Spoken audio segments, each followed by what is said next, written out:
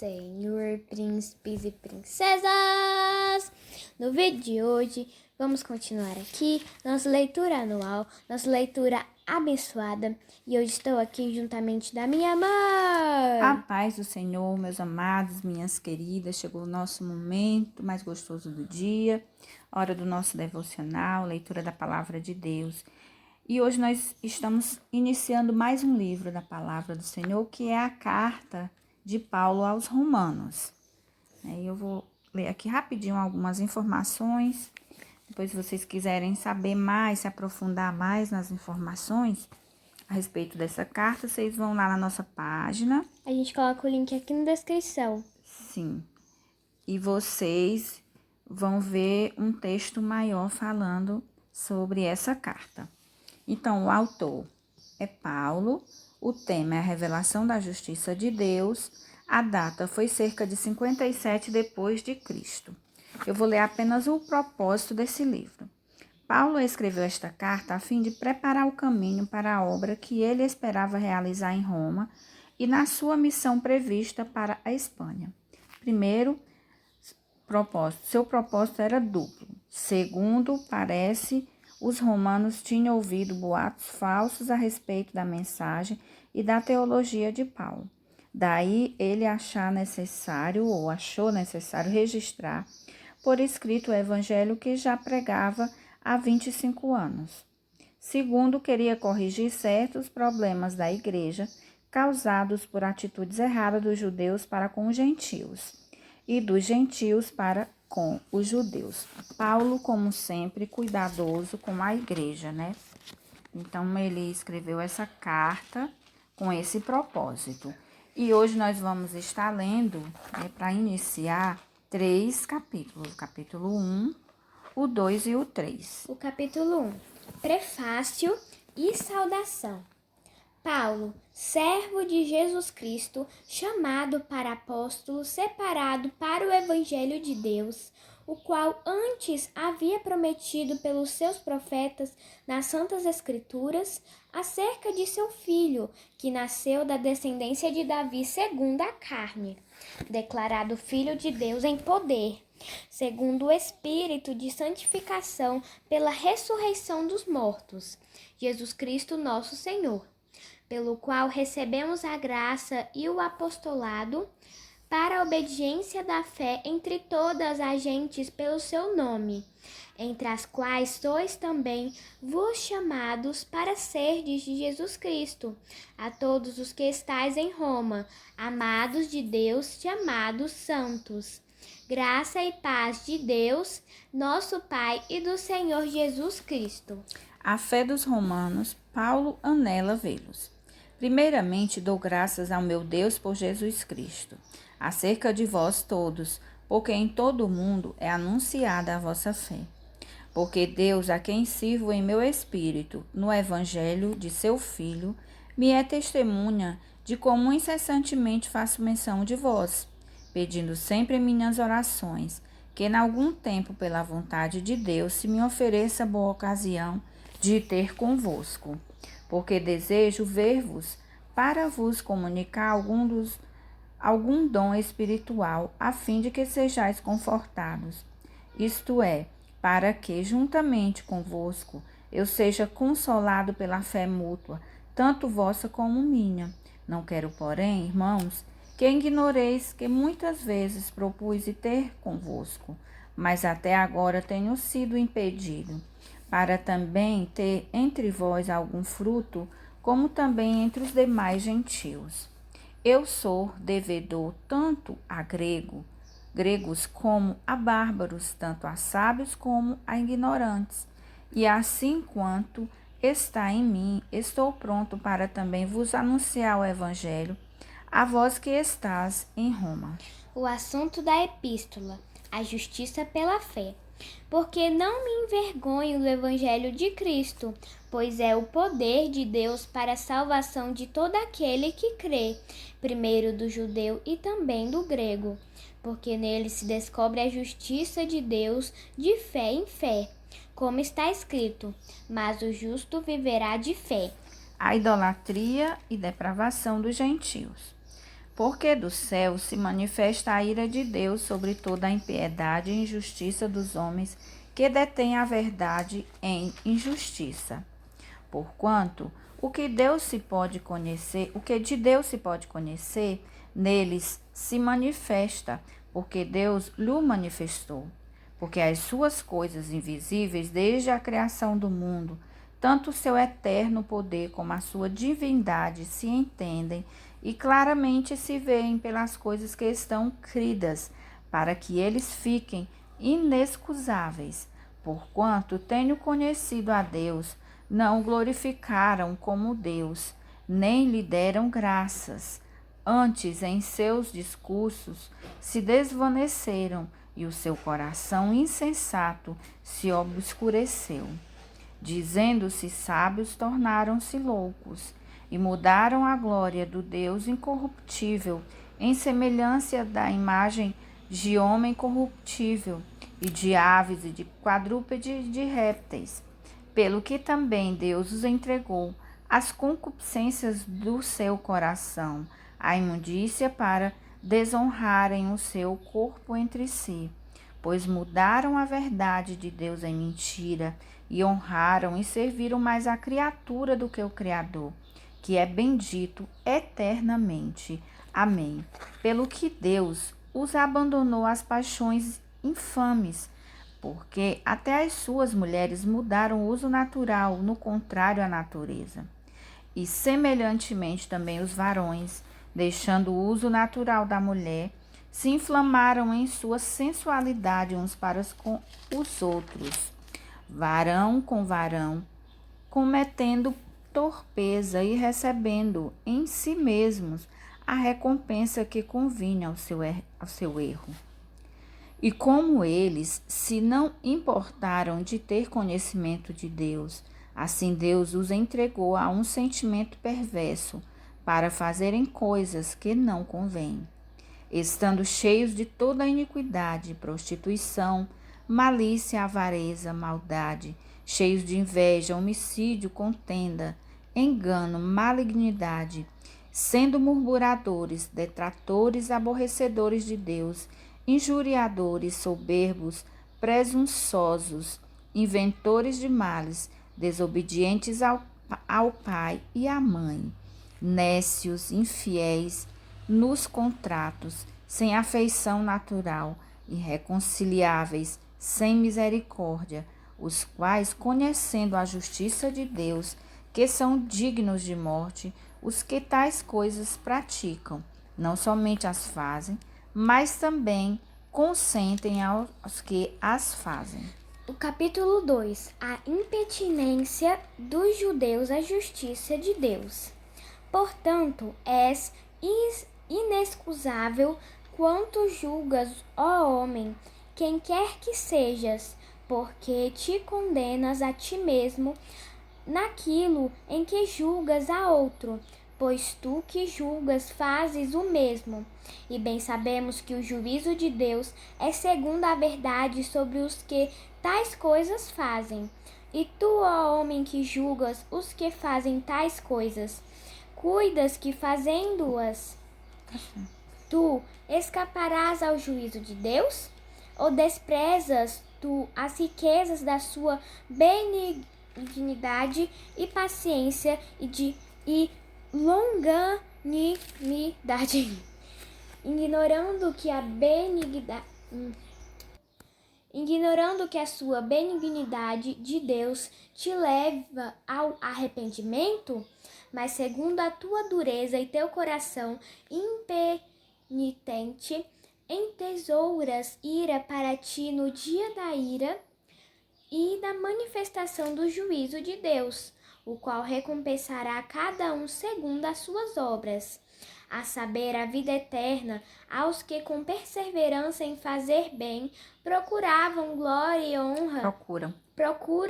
e honra e incorrupção, mas indignação e ira aos que são contenciosos e desobedientes à verdade e obedientes à iniquidade. Tribulação e angústia sobre toda a alma do homem que faz o mal, primeiramente do judeu e também do grego. Glória, porém, e honra e paz a qualquer que faz o bem, primeiramente ao judeu e também ao grego. Porque para com Deus não há acepção de pessoas, porque todos os que sem lei pecaram sem lei também perecerão. E todos os que sob a lei pecaram pela lei serão julgados. Porque os que ouvem a lei não são justos diante de Deus, mas os que praticam a lei hão de ser justificados. Porque quando os gentios que não têm lei fazem naturalmente as coisas que são da lei, não tendo eles lei, para si mesmos são lei, os quais mostram a obra da lei escrita no seu coração, testificando juntamente a sua consciência e os seus pensamentos, quer acusando-os, quer defendendo-os. No dia em que Deus há de julgar os segredos dos homens por Jesus Cristo, segundo o meu evangelho. Os judeus são inexcusáveis, a verdadeira circuncisão. Eis que tu, que tens por sobrenome judeu, e repousa na lei, e te glorias em Deus, e sabes a sua vontade, e aprovas as coisas excelentes, sendo instruídos por lei, e confias que és guia dos cegos, luz dos que estão em trevas, instruidor dos nécios, mestre de crianças, que tens a forma de ciência e da verdade na lei. Tu, pois, que ensinas a outro, não te ensinas a ti mesmo? Tu que pregas que não se deve furtar, furtas? Tu que dizes que não se deve adulterar, adulteras? Tu que abominas os ídolos, cometes sacrilégio? Tu que te glorias na lei, desonras a Deus pela transgressão da lei? Porque, como está escrito, o nome de Deus é blasfemado entre os gentios por causa de vós. Porque a circuncisão é, na verdade, proveitosa, se tu guardares a lei. Mas se tu és transgressor da lei, a tua circuncisão se torna em incircuncisão. Se, pois, a incircuncisão guardar os preceitos da lei, porventura a incircuncisão não será reputada como circuncisão? E a incircuncisão, que por natureza o é, se cumpre a lei, não te julgará porventura. A ti, que pela letra e circuncisão é transgressor da lei, porque não é judeu o que é exteriormente, nem é circuncisão a que o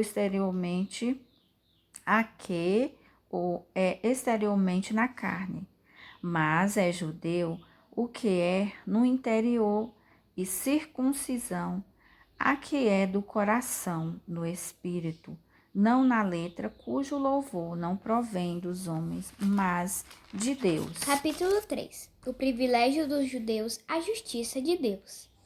Qual é logo a vantagem do judeu? Ou qual a utilidade da circuncisão? Muita em toda maneira, porque primeiramente as palavras de Deus lhe foram confiadas. Pois que, se alguns foram incrédulos, a sua incredulidade aniquilará a fidelidade de Deus? De maneira nenhuma. Sempre seja Deus verdadeiro e todo homem mentiroso, como está escrito, para que seja justificado em tuas palavras e venças quando fores julgado. E se a nossa injustiça por causa da justiça de Deus, que diremos? Porventura será Deus injusto, trazendo ira sobre nós? Falo como homem, de maneira nenhuma. De outro modo, como julgará Deus o mundo? Mas, se pela minha mentira abundou mais a verdade de Deus para a glória sua, porque sou eu ainda julgado também como pecador? E por que não dizemos como somos blasfemados, e como alguns dizem que dizemos, façamos males para que venham bens? A condenação desses é justa. Todos os homens estão debaixo do pecado. Pois que somos nós mais excelentes? De maneira nenhuma, pois já dantes demonstramos que tanto judeus como gregos todos estão debaixo do pecado. Como está escrito, não há um justo, nenhum sequer. Não há ninguém que entenda, não há ninguém que busque a Deus. Todos se extraviaram e juntamente se fizeram inúteis. Não há quem faça o bem, não há nenhum só. A sua garganta é um sepulcro aberto.